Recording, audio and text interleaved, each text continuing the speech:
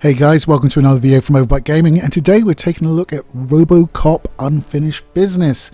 Now, Unfinished Business was originally going to be a DLC for Robocop Liberty City. Was that one? It was something like that. But they decided to do it as a standalone, so yay. It will run you £25 and will last for around 8 hours-ish. And you know what? It's more Robocop, and that's good because the first game was excellent. Not much has changed, so don't go into this expecting like Robocop 2, or you know what I mean, a second Robocop game, because Kane does not put in an appearance, unfortunately, in this one. But there are a lot of things to really like about it. Now, basically the plot revolves around Robocop having to climb this tower building, shooting a load of punks. Very reminiscent of Dread, or perhaps the Raid. More so Dread because, you know, it's more thematically similar. So what you're doing is climbing the Omni Tower now. The Omni Tower is full of basically low-rent civilians / homeless people that are in there, packed to the gills, and a group of mercenaries is gone through it, taking control of it, and you need to make your way up to the top to fight the big bad, a name from Murphy's past. Just in the game, not in the movies, not counted in the movies, but to the game. And obviously, being Robocop, you do that in very violent means. Your Auto 9 comes back, all the weapons from the original game is back. You have new weapons, such as a freeze gun, which is quite pretty when you use it, I have to say. The game itself is super similar to the previous game. It's just more of a good thing, without the sort of areas of the city you have to wander around for a long time looking for things, which was bad. There are safe areas in the tower, sort of areas where the civilians are still in charge, and you go around and do side missions for them, which can range from rescuing hostages to finding out what happened to someone to retrieving a child, things like that. Standard Robocop good guy things. So it's hard to say because I really like Robocop. I really like this Robocop. As I say though, there's not a whole bunch different. You have upgrade trees for both your Auto 9 and Robocop himself. These are virtually identical to the previous game. There's no new game plus like the previous game. I don't think anyway. I can't remember. It's been a while since I played the first one, but there you are. And a lot of the stuff comes back, although you do start out with your sort of special Robocop powers unlocked from the beginning of the game, so you can go hog wild with it. So basically, it's just robo shooting things, and with every so often you'll get like a civilian area with some humorous quests to do. Not humorous as in laugh out funny, but more wry, amusing sort of flavour, if you like. And it's all very good. There are a couple of little surprises that did catch me unawares. You have flashback missions where you play as pre-Robocop Alex Murphy, which fleshes out the backstory of the relationship with the antagonist. And those play pretty well. Obviously, he's a little bit quicker, can't take as much damage. He does have regenerating health, which Robo doesn't, which seems a bit overpowered for a human, but there you go. I would have expected that to be more like a milsim sort of game, where you were super squishy, but no, he has regenerating health, so hide around the corner and you'll be alright.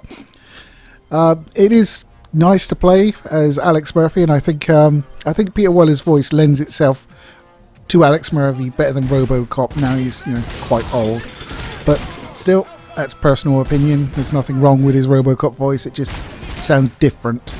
It's almost lighter. I think he's trying to make it sound younger, but he's just overdoing it slightly. Because his voice is, you know, obviously being older, it's different than what it was. You know, it's why Frank Welker wasn't cast as Megatron in the Bay movies, because he thought his voice had aged too much. I would have still had Frank Welker personally, but there we go.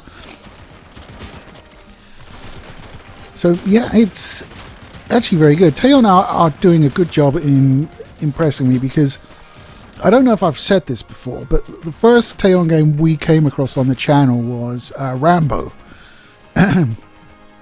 And we filmed a Let's Play of that, and we both agreed between us never to error and to in fact delete it, because it was just so uneventful. It was just, yes, I've shot this guy, now I've shot that guy, now I've shot this guy. You imagine like Op Wolf, that sort of thing, but like less good. The Rambo game was not good, but certainly with Terminator Resistance, the previous Robocop game, and this, they're putting their feet in all the right places with 80s movies properties now. So hopefully more Robocop or other 80s properties to come. You do get to control at 209, and there is a character from Robocop 3 making an appearance, probably the best character in Robocop 3, the android ninja from Otomo, who has actually been in a fair few Robocop games, to be fair. Good job. He was one of the best parts of the movie, the other being obviously Jill Hennessy, because she's magnificent. But outside of that, yeah, I've always got to go there. I know, leave me alone. It's in my makeup. No, I'm not wearing makeup, you know what I mean. Not on weekdays anyway. But yeah, Robocop Unfinished Business did take me by surprise in the fact that you have all these little bits and pieces. It's more of a streamlined experience than the original game. It's like it's cut down the fluff. It's just, it's more sort of percentile wise, it's more action. You don't even meet the antagonist till like a few hours in. You're just shooting punks in the face. And, you know, yay. There's a lot of heavily armed punks. There's a few new bad guys as well. Apart from Otomo, you have a couple of different types of robots. One's a flying drone and the other one is like a suicide-y deal. Otomo's pretty suicide-y as well, to be fair. He just comes at you with a katana and you just shoot him. He does go down pretty easy. But he is in the game as prototype, so these are obviously lesser versions of the ones seen in Robocop 3 who are significantly tougher. Unless you fool them into beheading each other, of course. That makes them less tough without heads and stuff. But yeah, I mean, it's 25 quid. It's like 8 hours-ish of really good gameplay. I would recommend it. Definitely. For that price, I think that's perfect. I mean, if you've enjoyed the first Robocop game, you're going to enjoy this because it's virtually the same. Just with a few new bits and pieces, and I haven't had any problems running it. I ran it the first time. I heard there were some rendering issues, and in the very first cutscene of the game, it didn't render. Then it started to render, and then like a guy popped up, but it was just his clothes and an empty hat, and then he sort of filled it. That happened the first time I ran it. They patched it in between that and me playing it again, and yeah, that issue disappeared. I haven't had it since, so they appear to have fixed that. I hear there are some performance issues on the console versions. That's what you get for not having a PC. I'm sorry. You made your choice. Deal with it. No, I'm kidding. But you know, the PC version has received like 3 patches since it launched. I just literally patched it before starting recording this, so I imagine the console versions will be getting the same treatment and be ironing out any bugs that remain. It is Unreal Engine 5, which, you know, has a whole galaxy of weirdness to it, and is kind of hard to nail down sometimes, apparently. I'm not a games developer, this is just what I've heard. So, you know, I'm sure that doesn't make it easy. But as long as Epic Store keep giving me free games, I'm not going to badmouth it too much.